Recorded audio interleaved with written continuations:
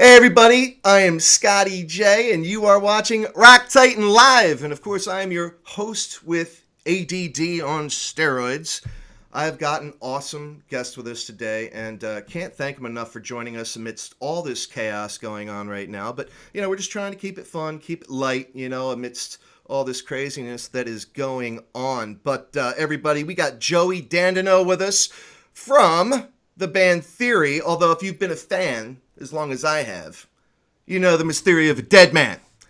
Joey, how you doing, man?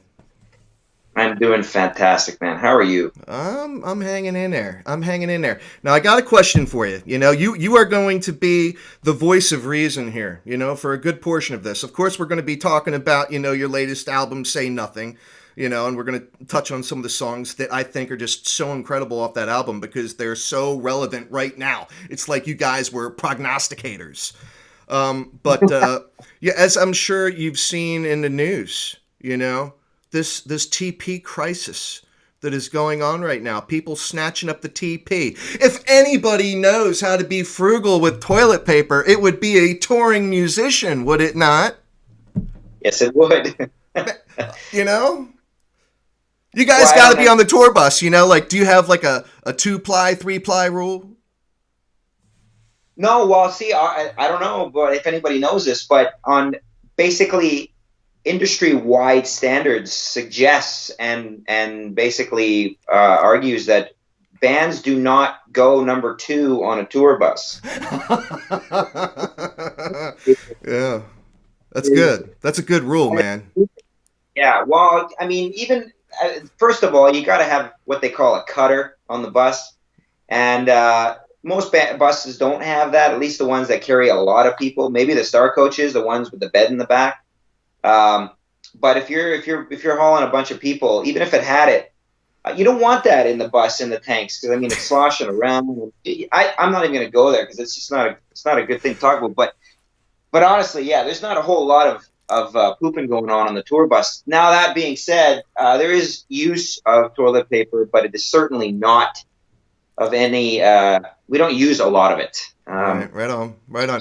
But you still practice sanitary type of, conditions and stuff like that. You always wash your hands and, you're being, you're Well, practicing good hygiene, yeah?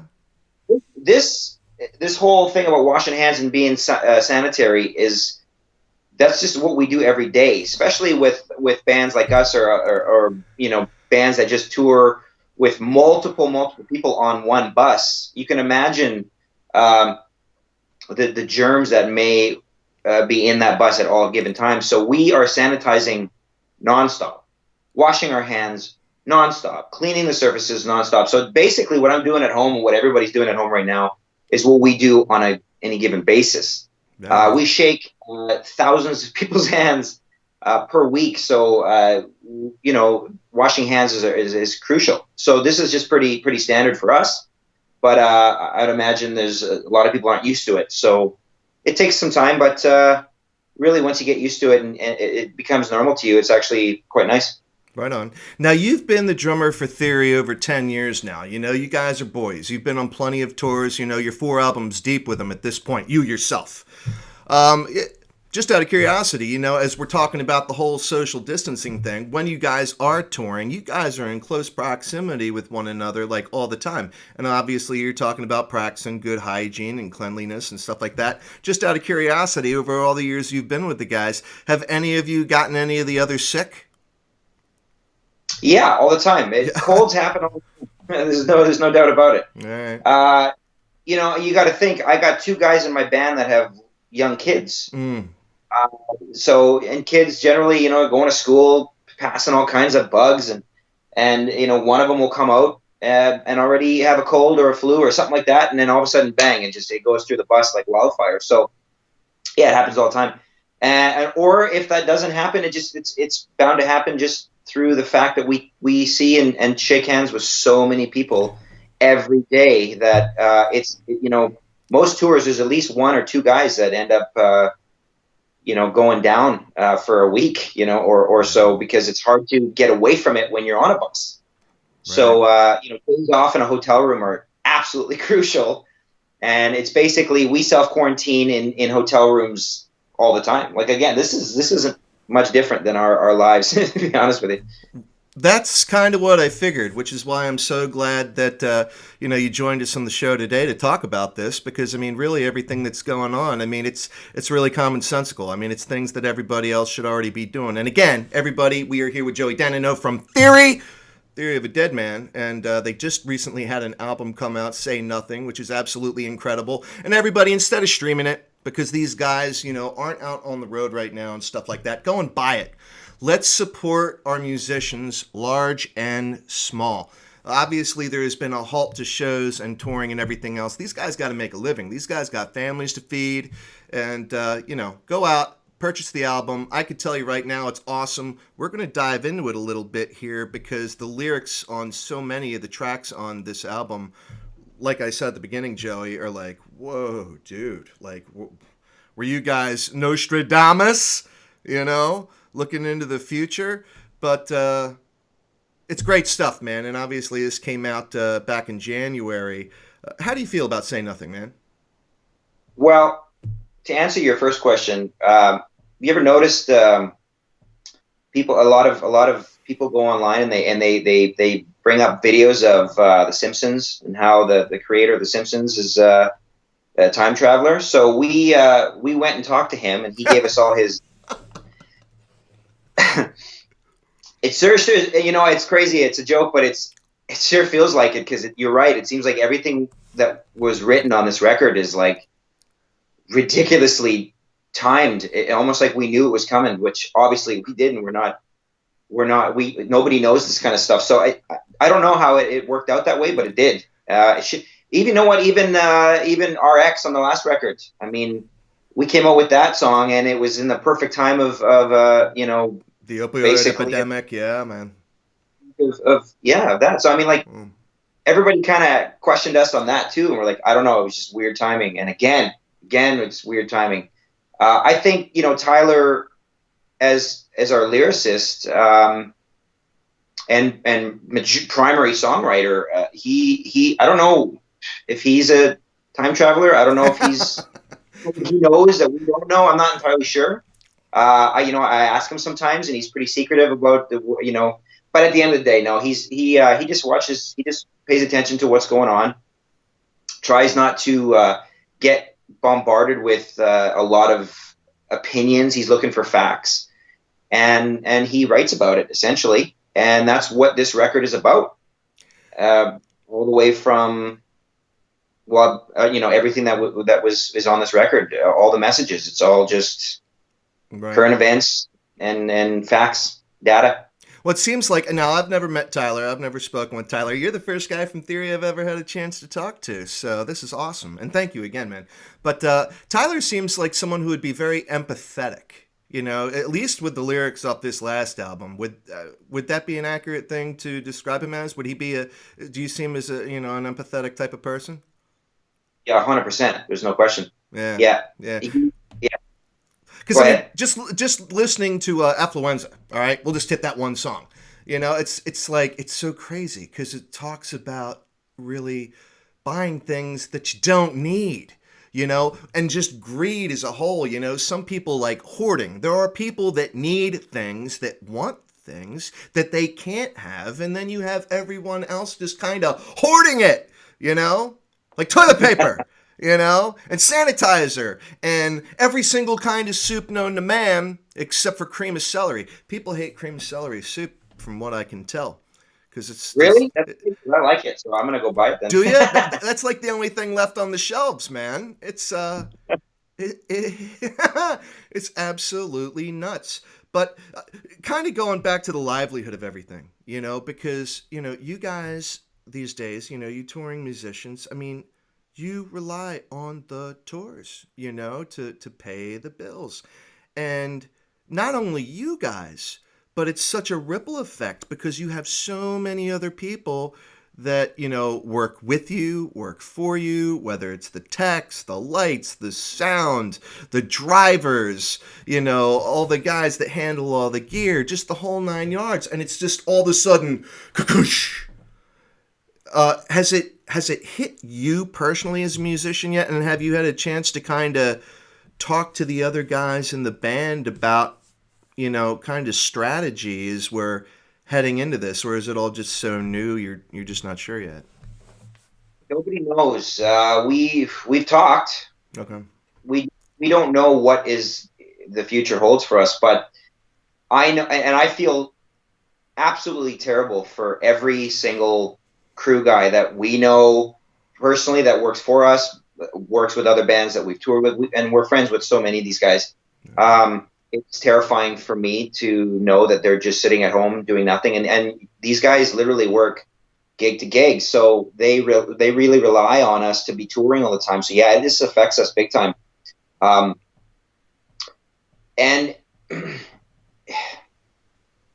so our spring tour, we just came out with the wording with that unfortunately we can't go on tour for the spring, and it sucks, but it is what it is. So we aren't canceling though. We just want to postpone because we still want to do it. It's just, when can we do it? So we've already had conference calls with our management, with our agents, everybody, to figure out what the next move is. Of course, they don't know either, so we're just going by what, day to day. Everything's day to day right now. But, we want to get back out as soon as humanly possible, of course, and get everybody working again. But yeah, I feel terrible right now. And it's of course, this affects us too. We rely on touring for our income. Even though there's royalty money and all that stuff that comes in, depending on how long this lasts. I mean, this is not a guarantee. Royalties are not guaranteed, so you have to tour. Right. And this is what pays our bills. Merch sales, that kind of stuff. That helps pay a lot of our touring costs. I mean, a lot of people think that we're rolling in dough, but we really aren't. I know I'm not. I rely that on tours, and I rely that our fans are coming out and buying tickets and buying merch and stuff. That's what keeps us going, and then in return keeps them going. And so it's just it's cyclical. So this is hard. Like, I'm bumming hard on this, man. It's depressing. Yeah, well, as we are all practicing our social distancing, everybody go out to the website, for Theory. Go buy their merch. Go buy their merch right now. That way, when they hit the tour trail, you can already show up, at the gates, already rocking your merch, and looking the part. Talking about all this, Joey, has it made you guys, or even you specifically, think about, doing anything differently as an artist, as a musician, to kind of, if there is any such thing, assure a regular kind of, a stream of revenue, if you will? Because I know, like, for me, for instance, I'm in IT, and I do media work and everything like that, and I'm just kind of branching out, and I'm thinking of every single way possible. All right, this is my situation. There's only so many things I can do that are of value to anyone. Maybe I need to start doing some things that maybe I wouldn't have done before. And even now, the service industry has been crushed. So for you as a drummer, maybe have you thought about any kind of online drumming lessons? I thought about it. Terrible teacher though. Ooh, bad, real bad. It's funny. I don't know how to teach drums because, and I believe me, so many people have asked me, but I honestly don't know how to teach drums. And funny as this sounds, I know this sounds ridiculously funny because everybody says this. I tell them, look, I actually don't know what I'm doing behind the drums. So a lot of drummers will watch me play, and then they'll come to me after the show and say, so that fill you did there, what did you do? I don't know. Well, you couldn't be any worse than Robin Diaz or Brent Fitz. Yeah, exactly. Like, I don't know how I did it. I don't know what it's called. I don't know what fill that is. Like, I know what the basic stuff is, like a paradiddle and stuff. But like rudiments and all this stuff, I don't know what I'm doing. But they're like, dude, did you know that you did that rudiment? Or did you know that you did that kind of fill? And I'm like, I had no idea. I had no idea I did it. Well, how do you know how to do it? I said, I don't know how I know how to do it. It's like breathing to me. I just do it. You don't know how you do it, you just do it. And that's drumming to me. So trying to teach what I know, I don't know how to do. So I don't know that I would be the best teacher, because they'd be like, well, so what are you teaching me? I'm like, I actually don't know. Well, So improvisation is a beautiful thing, man. yeah, a lot of, well, I guess, and I mean, I guess what I could do is just sing the parts to them. Like, for example, when drummers say, sing the part, that basically means making the sounds with your mouth, right? All that stuff. But again, I still don't know what that is. I don't know what the wording is. So, I know a lot of people need to know that kind of stuff when they're learning how to play drums. So I don't know that I'd be the best guy for it. So, I'm just throwing out ideas, Joey. I'm just throwing out ideas, man. well, you know what? I thought about just playing some stuff online and maybe just playing the parts in my house on my electronic drums, and playing along with the song and saying, this is how I play the song. So if anybody has any questions about what I'm doing, maybe I could have a video camera maybe behind me or beside me, and I could say, hey, this is what it looks like from my point. I don't know if anybody even cares to know that stuff. Maybe you'll get some followers or some viewers today that maybe comment on this. I'm not entirely sure. If they do, hit me up. Theory Joe is my Instagram feed. So, but as far as what's next, you just don't know. All right. Now, I mean, all that being said, did you always want to be a drummer growing up? Like, were you a little kid saying, I'm going to be a drummer in a major band someday, and I'm going to live on the road, and life's going to be awesome, and I'm going to drive Ferraris and live in mansions? Or did you, ever think that, did you have any other ambitions to be anything other than a musician? Not really. I started drumming when I was 3 years old. Truthfully, I didn't believe that or not until I saw videos and photos growing up, and I went, oh my God, that's for real. I actually started at 3 years old. My dad was a touring musician. He had a family band. All of them were musicians, and of course, my uncle was a drummer. I used to watch him play all the time. I've never taken a lesson in my life, and I spent every waking moment playing drums growing up as a child, as a kid, as a young adult, and then to an adult. So I literally, all I could think, breathe, sleep, eat was drumming. I played hockey growing up as a Canadian kid. You Canadians, born with ice skates and hockey pucks in your mouth and a Molson in one hand. I was born with skates and a stick and a pair of drumsticks, apparently. But I definitely played all the way up into high school, and I was actually scouted out of high school to play.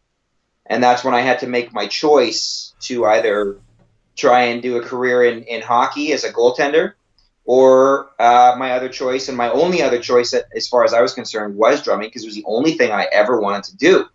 Now, when I decided that as a career move, that I was going to, after high school, just not go to college, not go to university, and just be a musician, I got my first professional gig at 18 years old, full-time, playing cover bands in Winnipeg, Manitoba, where I grew up. And for 8 years, basically played professionally.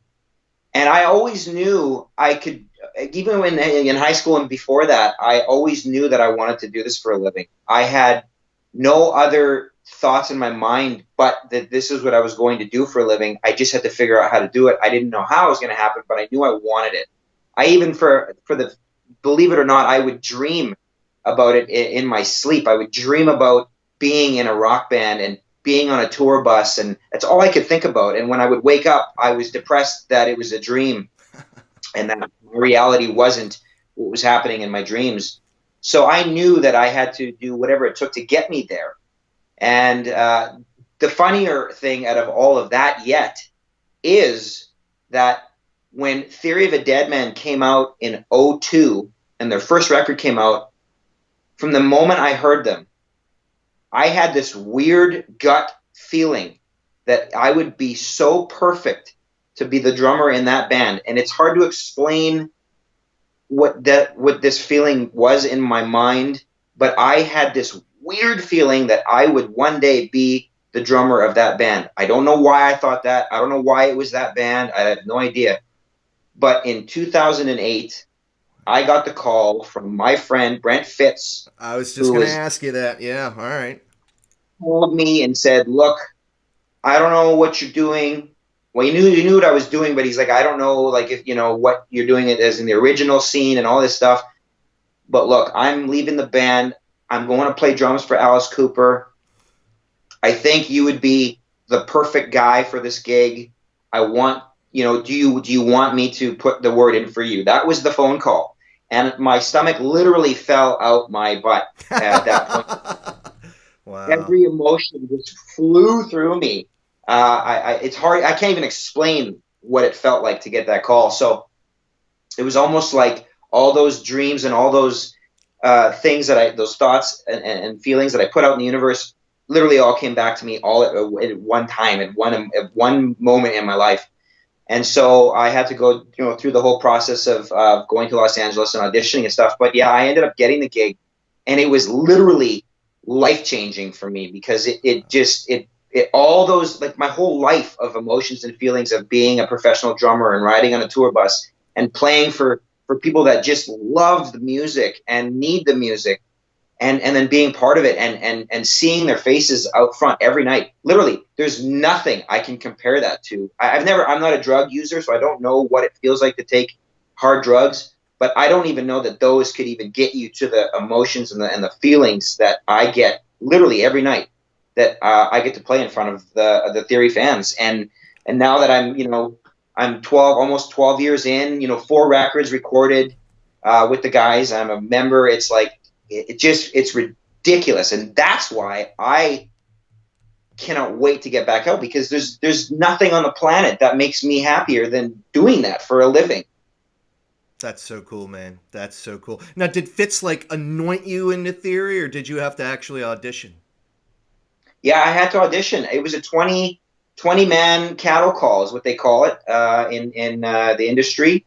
So basically, if you're looking for a musician to fill a void, you would call a talent agent. That guy at that point sends out a list. He puts a call out to the list of his guys on his list, and they all show up at the date and time that's been told, and they audition. So I flew myself to Los Angeles from Winnipeg, Canada, with 2 days' notice, by the way, 2 days' notice to show up. Wow. And I actually got the message from the bass player, Dean, at the Okay. time through, Okay. believe it or not, MySpace at the time. And Wow. All right. I got from him saying, "Hey, I just, I talked to Fitz. He told me who you are, told me what you're doing. Sorry for the delay. We're just, finishing the record." And at that point, it was Scars and Souvenirs. So it was the 3rd record. And so if you could be in LA in 2 days, we'd love to have you. And I was out of town playing in a cover band, Okay. 4 hours away on the Saturday night. I had to drive home Sunday and then at 2 a.m. get a flight out to Los Angeles and be in LA at the right time.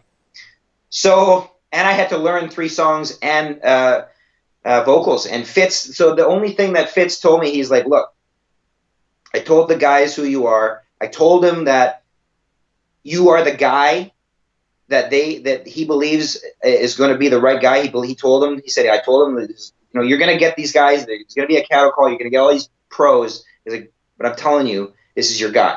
That's what he told me. That's And awesome. so he said, "But I'm going to tell you now, learn how to sing." And I didn't know how to sing. I didn't know how to sing harmonies. Nothing. He goes, "They need a singing drummer."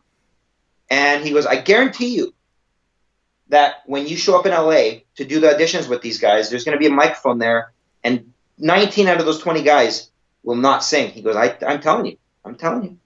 And so he's like, "Learn the harmonies. I don't care how to do it. Just figure it out."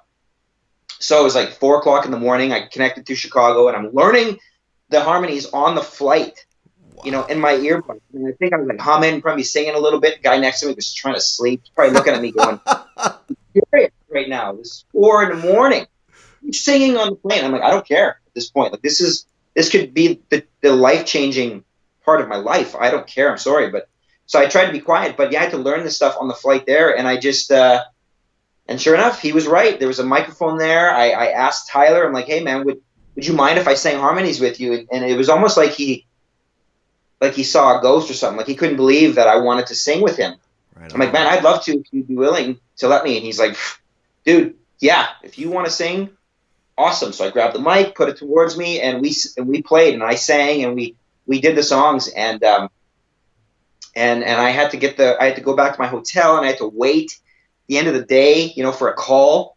And sure enough, that talent agent guy called, and he's like, look, there's 18 guys being canned tonight, and I just wanted to let you know that you're one of the two being moving forward. So good luck, and Wow. the management will call you, and the rest they'll take care of. So good luck. I'm like, wow. So that's kind of all it all happened. And I had to go to Vancouver, and where the guys all used to live, and do a second audition, and the whole thing. But eventually I got it. Yeah, it was crazy. And over 10 years later, you still get giddy. Oh, 100%. There's no question. I mean, the touring is tiring. The amount of travel we do is tiring. It burns us out.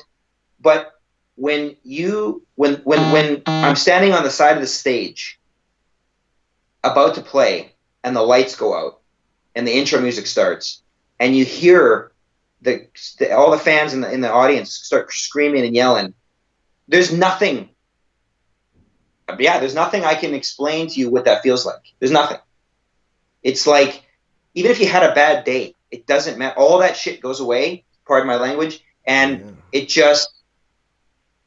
like this light switch just turns on, and you go out there, and even if you're tired and you're sick, it doesn't matter. Even when you're sick, you got a cold, you got a flu, doesn't matter. Adrenaline kicks in, and it's like, sometimes I play better like that, because it's like you have no choice but to just give it your all and leave everything on that stage every night. And you know what? Sometimes, you take it for granted, and there's been nights where I forgot, but we all have to remember. And I told myself this recently. I'm like, everybody that goes to the show, even if there's like 30 or 40 shows in a tour, and then we go home for a week, and then we do 30 more, and then we go and we do 30 more, and we do this for 2.5 years straight. And then before you know it, you're doing like 200 shows and 250 shows, and you're just exhausted. But the fans don't know that, and they don't care, right? They paid, they went to work, and they paid this money that they earned, the hard-earned money, to come see you. They expect that you are coming out there to entertain them and play the best you can, because it doesn't matter if you're tired. They want to see you at your best. And we, as a band, Theory of a Deadman, want to provide that every night, because it is absolutely crucial that every fan gets our top show, no matter what. And that is a super, super drive for me, and I know it's a drive for the rest of the guys, that when, like I said, when those lights go out and the fans cheer, man, it's like, it's like you're a little kid again. It's like it reminds you why you're there, and all that garbage that comes along with it, and the politics and all the crap, all goes away. And it's like that 1 hour and a half or whatever it is that we play, man, it's like, it's ridiculous. And I love it. I couldn't imagine not doing this. And that's why sitting at home right now is hard. Right on, brother. It's hard. Right on. Well, everybody, we are here with Joey from Theory of a Deadman. And I'll tell you right now, after listening to Joey right now, if you are not stoked as hell, all right, to go see these guys on tour, they're going to be out there with Bush and Breaking Benjamin, another friend of ours, Corey Marks, who's been on the show. Dude, obviously, this is going to be an amazing tour. I hope to God we get through this pandemic. Everybody, please be safe. I mean, has he not been illuminating in so many ways? Seriously, they're just practicing everything, they've been doing it for years that we're just being told that we should be doing right now. So shame on you all for not already, doing what Theory of a Deadman has already been doing for years. And in the meantime, make sure you go out and buy Say Nothing. You got to support these guys. Go buy their merch. Go buy the album. I'm telling you right now, as soon as I'm going to be putting out a review, my own personal review. And it's, like I said, it is prophetic. Listen to the lyrics and absorb them. Take them in, all right? Because he's telling you something. He's really telling you something. Joey, thank you so much for your time, man. I really appreciate it. It is absolutely my pleasure. Yeah, man. So we're going to continue practicing our social distancing. We will catch you when you come out to the East Coast. But in the meantime, man, please be safe, and, just keep doing what you guys have been doing. And we'll be looking forward to, everything you've got going on, man. I can't wait, man. Thank you so much for having me. Awesome. All right. Well, I'm Scotty J. You are watching Rock Titan Live. We're out.